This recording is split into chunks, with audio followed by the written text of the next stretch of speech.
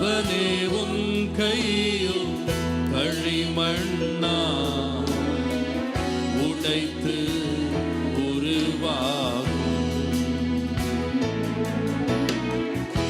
என் சித்தமல்ல உன் சித்தம் நானா தருகிறேன் உன் கையிலே. என் சித்தமல்ல. இயேசு கிறிஸ்துவின் நாமத்தினாலே இந்த மதிய வேளையிலே உங்களை அன்போடு கூட வாழ்த்துகிறேன். குயவனே என்ற நிகழ்வின் அடிப்படையிலே ஜெபத்தின் மேன்மையை குறித்து நாம் தியானித்துக் கொண்டே இருக்கிறோம். இன்றைக்கும் எசேக்கியேல் தீர்க்கதரிசியின் புஸ்தகம் 12ஆம் அதிகாரம் 3 முதல் 16 வசனங்களை நாம் வாசிக்கின்ற போது, நாம் கர்த்தருக்கு முன்பதாக காத்திருக்கின்ற போது ஆண்டவர் தம்முடைய செயல்பாடுகளை முன்கூட்டியே அறிவிக்கிறவராக இருக்கிறார். இங்கே எசேக்கியேல் தீர்க்கதரிசி ஆண்டவருக்கு முன்பதாக காத்திருந்த பொழுது ஆண்டவர் தீர்க்கதரிசியை பார்த்து, நீ சிறைப்பட்டு போகிறவனை போல உன் சாமான்களை மாலையில் சுமந்து கொண்டு போ என்று சொல்லுகிற ஒரு வார்த்தையை நாம் வாசிக்க முடியும்.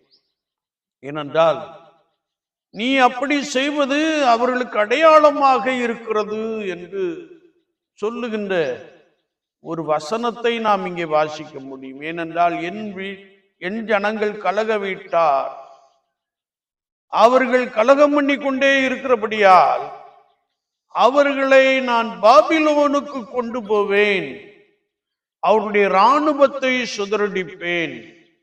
ஆனாலும் ஆனாலும் ஆனாலும் கொஞ்ச பேரை, தெரிந்து கொள்ளப்பட்டவர்களை பஞ்சத்திற்கும் பட்டயத்திற்கும் கொள்ளை நோய்க்கும் தப்பி மீந்திருக்க பண்ணுவேன் என்று சொல்லுகிற ஒரு வார்த்தையை நாம் வாசிக்க முடியும்.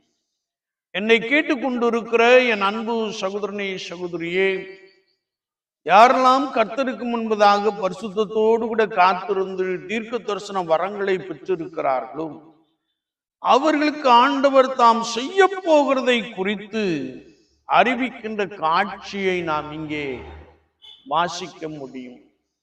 ஏனென்றால் ஜனங்கள், குறிப்பாக தெரிந்து கொள்ளப்பட்டவர்கள், அழைப்பை பெற்றவர்கள் கர்த்தருக்கு விரோதமாய் செயல்படுகிறபடினாலே, அருவருப்புகள் நிறைந்த வாழ்க்கை வாழ்ந்து கொண்டிருக்கிறபடினாலே, நான் அவர்களை பாபிலோனுக்கு சிறைப்பட்டு கொண்டு போக பண்ணுவேன், அதற்கு நீ அடையாளம் என்று சொல்லுகிற ஒரு வார்த்தையை நாம் வாசிக்கிறோம். சுவாச வாழ்க்கையிலே ஆண்டவர் தம்மை ஆராதிக்கும்படியாய், தம்மை வணங்கும்படியாய் நம்மை தெரிந்து கொண்ட அந்த அனுபவத்திலே நான் கர்த்தருக்கு விரோதமாய் செயல்படுகிறேன் அல்லது கர்த்தருக்கு விரோதமாய் பாவம் செய்கிற ஒரு அனுபவத்திலே நாம் நிலைத்திருக்கிறோமா? சற்று நம்மை நாமே ஆராய்ந்து பார்ப்போம். ஒருவேளை நான் நம்முடைய இருதயத்தை கடினப்படுத்தி கொண்டு தேவனுக்கு விரோதமாய், நம்மை அழைத்தவருக்கு, தெரிந்து கொண்டவருக்கு விரோதமாய் நாம் செயல்படுகின்ற பொழுது ஆண்டவர் நம்மை நம்முடைய ஒருவேளை எதிராளின் கையிலே ஒப்பு கொடுக்கிறதை குறித்து வேதம் நமக்கு மிக தெளிவாக கற்றுக் கொடுக்கிறது. அன்றாட வாழ்க்கையிலே நாம் எவ்விதமான ஒரு அனுபவத்தை பெற்றிருக்கிறோம் என்றாலும், தெரிந்து கொள்ளப்பட்டவர்கள், கர்த்தருடைய பரிசுத்தவான்கள், கர்த்தருடைய பரிசுத்தவாட்டிகளை நான் கொஞ்சம் பேரை மீந்திருக்க பண்ணுவேன், அவர்களை பஞ்சத்திற்கும் பட்டயத்திற்கும் கொள்ளை நோய்க்கும் தப்புவிப்பேன் என்று சொல்லுகிற ஒரு வார்த்தையை நாம் வாசிக்க முடியும். சமீபத்திலே அமெரிக்கா தேசத்திலே லாஸ் ஏஞ்சலிலே மிகப்பெரிய தீ விபத்து ஏற்பட்டது. சிலர் காற்றினால் பரவினது என்று சொல்லுகிறார்கள், சிலர் வானத்திலிருந்து அக்கினி விழுந்தது என்று சொல்லுகிறார்கள். என்றாலும் அங்கே உள்ள பிரபலமானவருடைய வீடுகள் எல்லாம் தீயினாலே அழிக்கப்பட்ட காட்சியை நாம் கண்டிருக்கிறோம். ஆனாலும் அதிலே ஒரே ஒரு வீடு மாத்திரம் அந்த தீ அந்த வீட்டை நெருங்காதபடிக்கு அது தனித்து நின்ற காட்சியை நாம் பார்க்கிறோம். அந்த வீட்டில் உள்ள நபரை பேட்டி கண்ட பொழுது அவர் அழுதார்.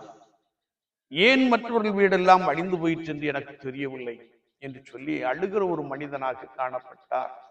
ஆண்டவர் அவர்களையும் அவருடைய வீட்டையும் பாதுகாத்தார். நோவா காலத்தை நாம் பார்க்கின்ற பொழுது ஜனங்கள் சீர்கெட்டு போயிருந்தார்கள். நோவா கர்த்தருக்கு முன்பதாக குற்றமற்ற ஒரு மனிதனாய் உத்தமனாய் வாழ்ந்து கொண்டிருந்தான். தேவனோடு கூட சஞ்சரித்துக் கொண்டிருந்தான்.